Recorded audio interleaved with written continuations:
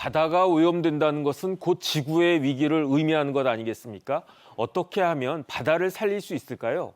오늘 도움 말씀 주실 분으로 강상욱 상명대 화학에너지공학과 교수님 나와 계십니다. 교수님 안녕하셨습니까? 안녕하십니까. 네. 지난 15일이죠. 흑해에서 유조선 침몰 사고가 났다고 그래요. 그 유조선이 침몰했으니까 당연히 기름 유출이 있을 것 같은데 그 피해가 굉장히 심각한 것 같습니다. 더군다나 흑해하면 우크라이나 러시아 전쟁으로 오염될 가능성이 많은 그런 지역 아니었겠습니까? 어떤 사고였습니까? 네, 지난 15일이었는데요. 네네. 러시아 유조선 볼고네프트 212호가 이게 그 크림반도 동쪽에 이제 케르치 해변에 케르치 해변 그쪽에 세협에서 이제 두동 나는 그런 사건이 벌어졌습니다. 아마 이제 악천후 속에서 무리하게 운항하다 일어난 것을 이제 보고 있는데요. 네네. 그 이후에도 이제 또 다른 화물선인 2395도 역시 좌초돼서 이제 문제가 생겼는데요. 문제는 212호 같은 경우에는 무려 저등급 중유를 무려 4,300톤 정도를 포함하고 있었고요. 네네. 그다음에 최근에 일어났던 거는 무려 연료율을 4톤 정도 포함하고 있어서 그건 이제 수직 낙하하면서 기름들이 계속해서 유출되고 있는 그런 심각한 상황입니다. 실제 가디언지에 따르면 그 2일 2호만 해도 사실 제조된 지 50원이 넘었거든요. 네네. 근데도 사실 무리하게 이제 살짝 개조해서 하다 보니까 또 이런 악천후에 특히 더 취약했던 걸로 보고 있고요. 우크라이나 자체도 이것에 대해서 너무 이런 규정을 어기고 무리하게 강행하다가 이런 일이 벌어진 것이라고 현재 지적을 했습니다. 현재 가디언지에 따르면 지금 흑해 상황을 어떻게 보고 있냐면요. 안 그래도 2022년 러시아의 우크라이나 침공 이후에 여러 가지 그동안 뭐 선박이든 뭐 군함이든 많이 파괴되면서 이미 그동안 많이 오염된 상황이었습니다. 그럼에도 불구하고 이번 일이 터지니까 기름이 계속 지금 이 순간에도 계속 뿜어져 나오고 있는 상황이거든요. 그래서 더 환경 재앙이 심각해질 것으로 현재 보고 있습니다. 뿐만 아니라 러시아도 최근에 이제 흑해를 연결하고 있는 댐을 폭파했었습니다. 폭파하다 보니까 거기서 물들이 마을을 덮쳤었어요. 근데 그러고 나서 마을에서 다시 오염 물질들이 다시 바다 흘러가면서 그 일대가 더 심각한 상황에 이르렀습니다. 단적인 예로 2022년도만 봐도 그 고래가 무려 1,000마리 정도가 사망하는 그런 일이 네네. 벌어졌고요. 그리고 심지어 돌고래의 그 어떤 사망률도 점점 높아지고 있는 그런 상황일 정도로 심각합니다. 네.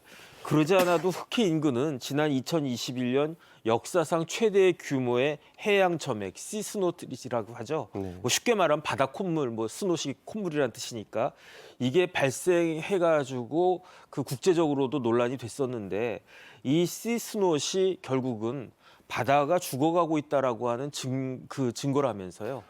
네, 맞습니다. 사실은 해양 점액은 해양 데드존하고 좀 관련해서 설명드려야 데드존. 되는데요. 네네. 그 해양 데드존 말 그대로 이제 죽음의 바다라는 뜻입니다. 그 안에 이제 산소가 부족해지다 보니까 생명체들이 살기 어려운 그런 상황을 해양 데드존이라고 보시면 될 것 같은데요. 역시 해양 점액도 데드존을 불러일으키는 원인이다. 이렇게 보시면 될 것 같은데요. 2021년에 어떤 일이 있었냐면 6월이었는데요. 네네. 튀르키예에서 굉장히 흑해와 에게의 그 사이를 잇는 마르마라의 거기에서 굉장히 큰 해양 점액이 발생을 하게 됩니다. 이게 왜 큰 사건이었냐면 2007년도 대비 너무 그 해양 점액 규모가 너무 커진 거예요. 네네. 너무 큰 사건이었기 때문에 이제 많은 이들이 충격에 휩싸였었고요. 근데 급하게 이제 에르도안 대통령이 급히 이제 긴급 조치를 취하게 됩니다. 네네. 그래서 일단은 한 4,555 세제곱미터 정도 되는 어마어마한 부피의 해양 점액을 일단 수거를 했고요, 제거를 했고, 네네. 그다음에 그 일대 14개 산업단지를 일단 가동을 중단합니다. 뿐만 아니라 5개 지역은 이제 긴급 지역을 설정해가지고 한 수심 30m 안에 그 산소를 불어 넣음으로써 일단 긴급 조치를 취하게 됐던 거거든요. 네네. 근데 이런 해양 점액이 왜 생기느냐 이걸 따져봐야 되는 건데요. 문제가 있습니다. 일단은 여러 가지 그 일대가 이제 산업이 발달하다 보면 오염 물질이 계속해서 바다로 흘러들어가게 돼 있습니다. 네. 그렇게 되면 플랑크톤은 이런 걸 먹이로 인식하는 경향이 있습니다. 아. 그래서 플랑크톤이 어마어마하게 번식하게 되고요. 네네. 이런 상황에서 혹시라도 수온이 너무 높아지게 되면 플랑크톤이 사멸하게 되는데 사멸하는 과정에서 분해되기도 하고 이러면서 수많은 유기물들이 또 나오게 됩니다. 네네. 이런 것들이 결국 해안 점액을 이룬다라고 보시면 될 것 같고요. 네. 이런 것들이 무려 튀르키예에서 무려 3개월 동안 지속돼서 지금 그때 튀르키예 관광업이나 어업에 심각한 피해를 줬다라고 현재 알려지고 있습니다. 네. 바다가 질식하고 있다니 생각만 해도 아찔한데 이런 해양 데드존이 얼마나 됩니까? 걱정할 정도로 그렇게 심각한 겁니까? 네, 좀 심각한 상황인데요. 네. 일단은 해양 저산소증을 같이 좀 설명드려야 될 것 같은데요. 네네. 결국 산소가 이제 줄어들기 때문에 해양 데드존이 생기는 건데요. 결국 용존 산소량이 줄어들거나 고갈된 현상을 이제 해양 저산소증, 코스탈 하이폭시아라고도 부르게 되는데요. 이게 지금 심각한 상황입니다. 일단 뭐 2009년 스페인 마드리드에서 열린 유엔 기후변화 협약 어떤 당사국 총회에서 세계 자연 보전 연맹에서 어떤 보고서를 발표했는데요.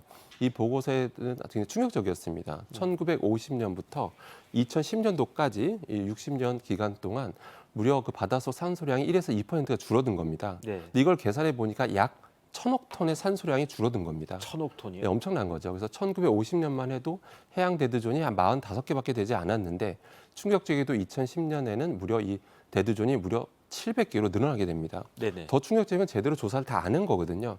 다 조사를 했다라고 하면 아마 대두존이 1,000개 이상으로 현재 추정하고 있습니다. 이런 게 이제 다들 남의 나라 얘기 같거든요. 근데 사실 그렇지가 않습니다. 우리나라하고 좀 관련이 있는데요.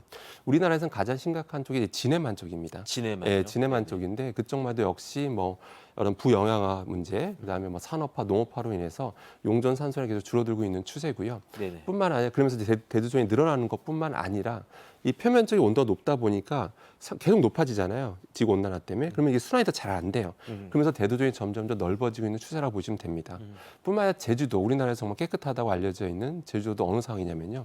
지금 녹조류가 너무 심각하게 지금 커지고 있는 상황입니다.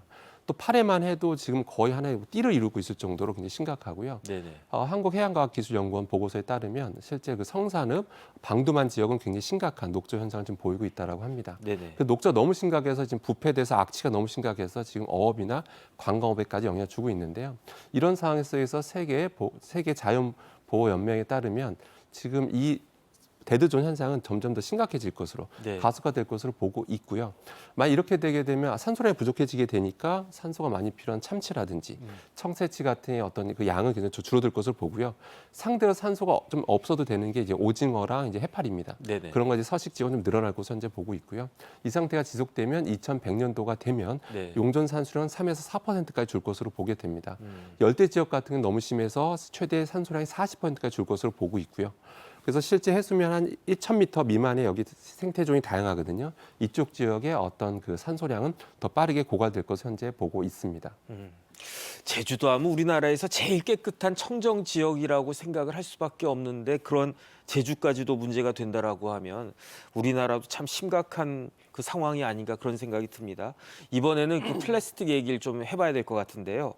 플라스틱이 또 바다를 오염시키고 있는 주범이 된다. 그 이야기가 전 처음에 이해가 안 됐는데 결국은 굉장히 많은 양의 플라스틱이 바다로 버려지고 있구나. 그런 생각이 듭니다. 어떻게 생각하십니까? 네, 지금 심각한 상황인데요. 네네. 일단 1997년으로 거슬러 올라가면 미국 캘리포니아 주와 하와이 사이에 이제 쓰레기 섬이 이제 발견이 됩니다. 네네. 쓰레기 섬이 당연히 이제 쓰레기들이 모여서 하나의 섬이 된 건데요.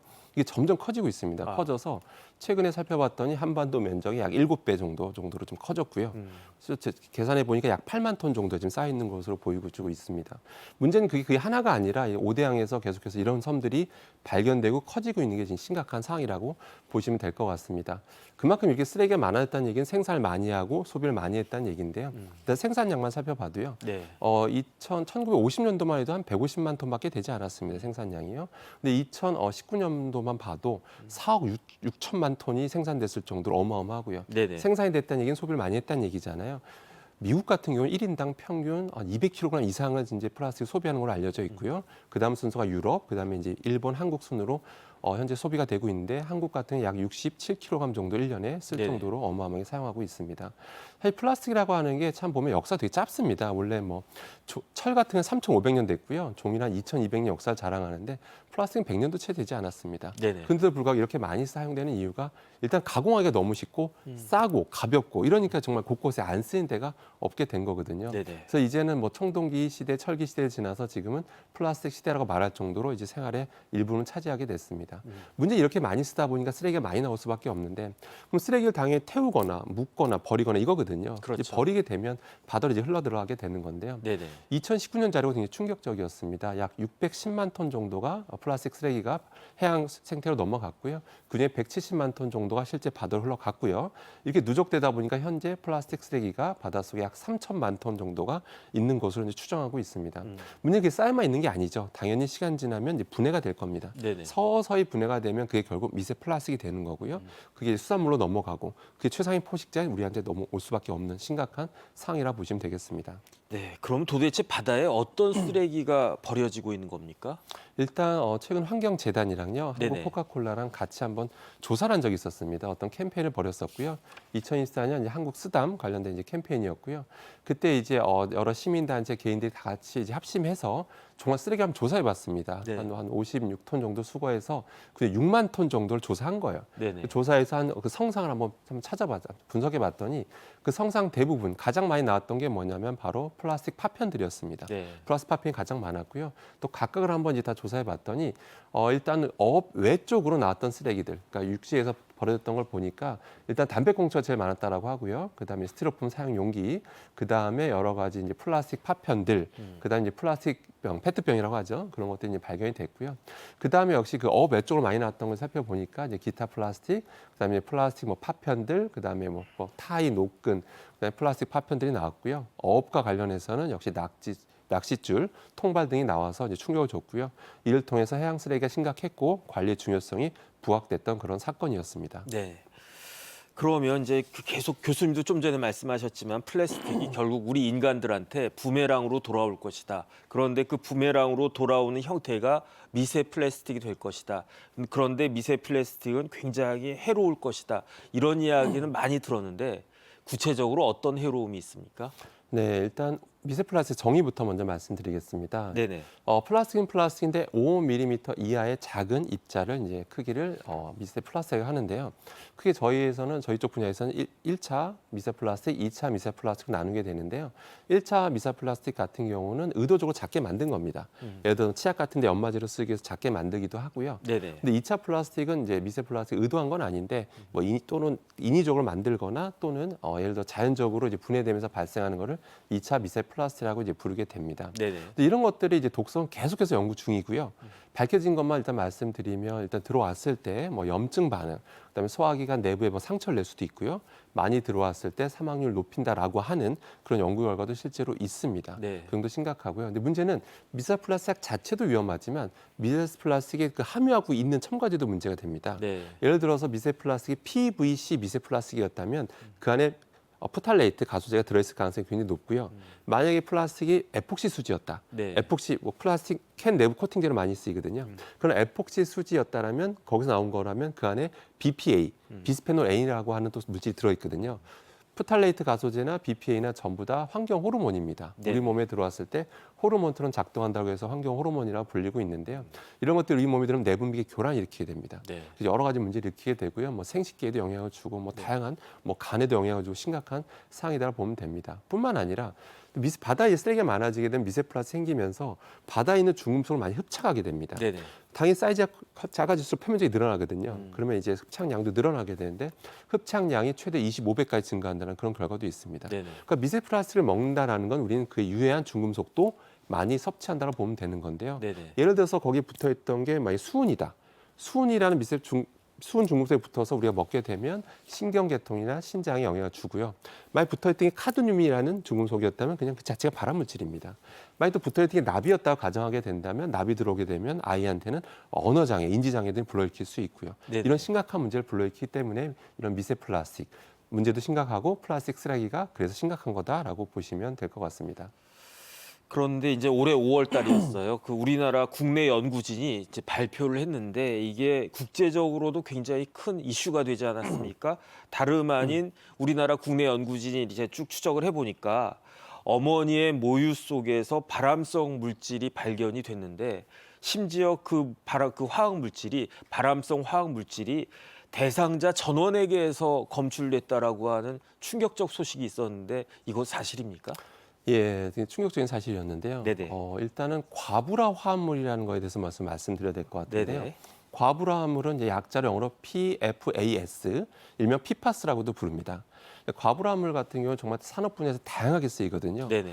전에는 뭐 프라이팬, 가공 보조제로 썼지만 그 외에도 뭐 방수 의류에도 쓰이고요. 네네. 전자제품 만들 때도 굉장히 많이 쓰기 때문에 네. 그걸 생산한다는 건 공장 폐수에 많이 생길 수밖에 없겠죠. 그러면 당연히 폐수를 버리는 과정에서 이제 강과 바다 흘러 들어가는 뭐 그런 상황이라 보시면 될 것 같은데요. 그래서 전 세계로 신경 쓰는 이제 화합물이라 보시면 되겠습니다.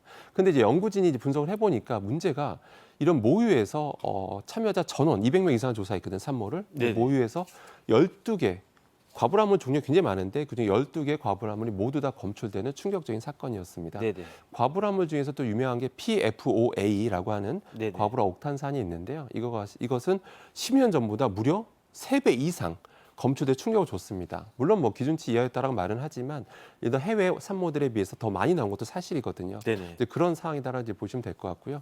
근데 과불화물이 어떤 독성이 있냐면요. 지금도 연구 중입니다. 네. 연구 중이고요. 근데 명확히 밝혀진 것만 봐도 간독성을 일으키고요.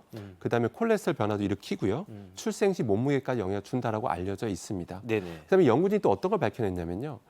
이 산모들의 그 식습관 좀 살펴봤어요. 그런데 이제 뭐 아이스크림 뭐 섭취량도 좀 많았는데 생선, 통전인 섭취량이 많았다라는 그런 결과를 발표합니다. 네네. 그렇기 때문에 이런 섭취량이 많을수록 과불화물이 많이 검출된 거거든요. 네. 그러다 보니까 이 연구진은 수산물에 좀 더 집중을 했습니다. 네네. 수산물이 좀 원인이 될 수 있다라고 이제 본 거죠. 아무래도 수산물이 원인이 됐다면 아무래도 바다의 오염의 결과라고 현재 추정하고 있습니다. 그런데 이제 육류보다는 생선이 더 몸에 좋다라고 생각을 했는데 그런 수산물에 과불화 화합물이 그렇게 많이 들어있다라고 하면은 이거는 좀 걱정해야 될 문제가 아닌가 그런 생각이 듭니다. 네, 맞습니다. 실제 걱정해야 되는 게 맞는 것 같고요. 네네. 최근에 올해 초였습니다. 식약처에서 실제 조사를 했습니다. 네네. 수산물에 정말 과불화물이 얼마나 검출되는가, 우리나라 수산물에요. 네네. 했더니 44종을 한번 조사해봤습니다. 네. 그랬더니 꼬막 액젓 2개 빼고 42종에서 모두 모두. 검출이 됐습니다. 네네. 특히 과불화물 중에서 과불화 옥탄산이 다 검출이 됐는데요. 충격적이게도 이제 부위마다 또 달랐어요. 어떤 데서는 이제 내장에서도 많이 나오기도 하고요.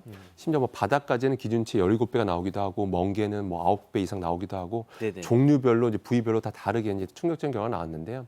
참고로 물론 이제 기준치라는 건 있습니다. 정부에 정해놓은 게 있고요. 네. 과부하물 이제 PFOA만 봐도 성인 60kg 몸무게 가진 사람이 1주간 한 1,200 나노그램 정도 먹어도 된다라고 이제 말은 하고는 있습니다. 그래서 네. 기준치 이하니까 이제 괜찮다라고 이제 보고 있는 건데요.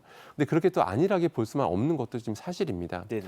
정부에서도 최근에 2022년도에 그 보고한 바에 따르면 과불화물 종류가 사실 종류가 4,000종이 넘습니다. 4,000종이 넘는데 그중에서 유명한 거 2개.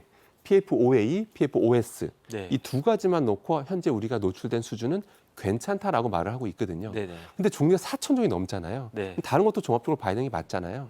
근데 실제로 최근 결과가 되게 충격을 줬습니다. 뭐냐면 내년 1월호에 게재 예정인 논문에 어떤 세계 저명 학술지에 뭐가 나왔냐면 네네. 우리가 지금 관심도 두고 있지 않은 2개 외에 한 가지 또 어떤 한 가지가 네. PFHXA라고 하는 아무튼 좀 너무 이름도 어렵습니다. 어려우네. 네네. 과불화물이 실제 갑상선암에 굉장히 큰 기여, 가장 기여를 많이 하는 게 최근에야 밝혀집니다. 갑상선암. 예, 갑상선암이요. 그러니까 또 심지어 여러 개가 같이 있을 때, 네. 과불화물이 여러 개 같이 있을 때 시너지 효과를 일으켜서 갑상선암 위험을 더 높인다라는 충격적인 결과도 최근에야 나왔습니다. 네네. 그 때문에 정부가 지금까지 뭐 한 2개 놓고 2개 정도는 괜찮습니다라고 말을 하는 거는 현재 너무 안일한 거라 보고요. 네. 실제 전 세계적인 흐름만 봐도요. 미국과 유럽은 지금 올해 더 기준치를 더 강화했습니다. 그렇기 때문에 이런 세계적 연구 결과를 고려해서 우리나라도 다시 위해도 평가를 다시 해야 될 것으로 보입니다. 네. 자꾸 교수님 말씀 듣다 보니까 걱정이 자꾸 되는 게 해산물, 그러니까 예컨대 뭐 고기는 좀 덜 먹어도 해산물은 괜찮겠지 생각을 했는데 이게 해산물을 어떻게 해야 됩니까? 뭐 먹어도 되는 겁니까? 네, 사실 이제 바다가 너무 오염되다 보니까 이제 수산물이 이제 이렇게 오염된 건 사실은 어업 종사자분이나 아무 잘못이 없으시고요. 네네. 수산물도 죄가 없습니다. 사실은 네네. 다 인간의 잘못에 의해서 이렇게 된 건데요. 사실 수산물 자체는 제가 좀 안 좋은 걸 말씀드렸지만 사실 유익한 것도 굉장히 많습니다. 그 안에 뭐 굴만 해도요, 뭐 항산화 물질도 풍부하고 피로 회복 물질도 있고요. 뭐 이런 다양한 게 또 고단백 식품이고요. 너무 좋은 게 많거든요. 네네. 그래서 그런 것들 그렇기 때문에 좋은 것도 많기 때문에 포기하실 필요는 없고요. 다만 이제 중요하신 게 섭취할 때 이제 주의하실 게 가급적이면 생으로 드시는 것보다요. 네네. 좀 삶아 드시는 게 좀 좋습니다. 네. 삶는 과정에서 이런저런 물질이 빠져나오면서 중금속이라든지 과불화물들이 같이 빠져나올 가능성이 높아지기 때문에 네네. 가면 생으로 드시는 것보다는 삶아 드시는 게 제일 중요하고요. 네. 무엇보다 가장 중요한 게 섭취량 자체를 좀 조절하시는 게 좋습니다. 네. 그러니까 덜 뭐- 먹는 게 낫다. 덜 먹는 게 낫습니다. 네네. 그러니까 뭐 그냥 별미로 드시는 게 좋지 뭐 매번 식기니 때마다 무조건 드셔야 된다 이런 강박증보다는 이제 좀 네. 별미로 드시는 게 가장 좋은 방법이다라고 좀 말씀드리고 싶습니다. 네. 이렇게 참 말씀을 들어보니까 쉽지 않다라는 그런 생각이 드는데 이와 같은 해양 환경 오염의 근본적인 해결 방법이 혹시 있을까요? 가장 중요한 게 무엇입니까? 해결 방법은 사실은 이제 2가지 측면에서 봐야 될 것 같습니다. 첫 번째 국가 차원에서, 그다음에 네네. 이제 개인 차원에서 봐야 될 것 같은데요. 충격적이게도 이 과불화물 관련해서 한번 조사한 적이 있었을 때 우리 한국 인근에서 나온 수산물과 유럽에서 나온 수산물의 결과반이 다른 거예요. 네. 예를 들어서 아까 과불화물 중에서 PFOS라는 것만 놓고 봐도 우리나라 수산물은 10개 중에 9개가 PFOS라는 과불화물이 다 검출됩니다. 10개 중에 9개가요. 근데 유럽은 훨씬 낮게 검출이 됩니다. 그러니까 지역별로 차이가 심하다는 건데요. 결국 제조업이 발달한 나라일수록 아무래도 오염도가 높을 수밖에 없습니다. 그럼 세계적으로 제조업이 발달한 나라가 어디냐면 한국, 대만, 일본, 베트남, 중국입니다. 네네. 그러니까 아무래도 인근 해역이 더 오염될 수밖에 없거든요. 근데 지금 사실은 제대로 조사 조차 이루어진 적이 없습니다. 그렇기 때문에 참고로 우리나라가 갑자기 대만이나 중국 앞바다 가서 조사한다고 하면 아마 난리가 날 겁니다. 네네. 그러니까 한마디로 다 같이 합동으로 합심해서 조사를 해야 되는 상황이고요. 다 같이 합심해서 조사해서 심각성을 인지하고 해양 보호 구역을 설정한다든지 네. 이런 게 이제 중요합니다. 네. 뿐만 아니라 지금 생분해성 플라스틱이 이미 개발은 됐어요. 근데 생분해성 플라스틱의 문제가 뭐냐면 분해되는 조건이 좀 까다롭습니다. 네. 그냥 자연에 배출하면 분해되는 시간이 너무 오래 걸려요. 그러니까 분해가 더 빨리 되는 기술이 개발될 수 있도록 그런 어떤 전략적인 지원도 전 세계적으로 지원이 좀 필요할 것 같고요. 네네. 그다음에 뭐 불법 어업이라든지 남획이 일어나지 않도록 관리 감독을 철저히 하는 것도 굉장히 중요하겠습니다. 네네. 그다음에 중요한 건 이제 개인인데요. 일단 생산을 많이 한다는 건 뭐냐면 개인이 많이 소비한다는 뜻입니다. 우리가 소비를 적게 하면 생산도 줄어들 수밖에 없어요. 그렇기 때문에 1차적으로 우리가 소비를 줄일 수 있도록 네. 가급적 플라스틱 소비를 줄이는 게 제일 중요하고요. 그러니까 가급적인 뭐 스테인리스 텀블러라든지 이런 거 좀 사용을 좀 생활하시는 게 가장 중요하다고 보시면 되고요. 그다음에 재활용에 더 신경 쓰시는 게 좋고요. 그다음에 직접 이런 바다 쓰레기가 버려지지 않도록 직접 이런 수거하는 캠페인에 참여하는 것도 한 방법이 될 수 있겠고요. 그다음에 직접 하시기 힘들잖아요. 그렇기 때문에 그걸 하시는 NGO 단체들이 많습니다. 그래서 후원금을 통해서 예를 들어 NGO 단체 후원하는 것도 하나의 좋은 방법이 될 수 있겠습니다. 네. 네, 바다를 위한 노력 결국은 나 자신을 위한 노력일 것 같습니다. 지금까지 도움 말씀에 강상욱 상명대 화학에너지공학과 교수님이셨습니다. 교수님 오늘도 감사합니다. 네, 감사합니다.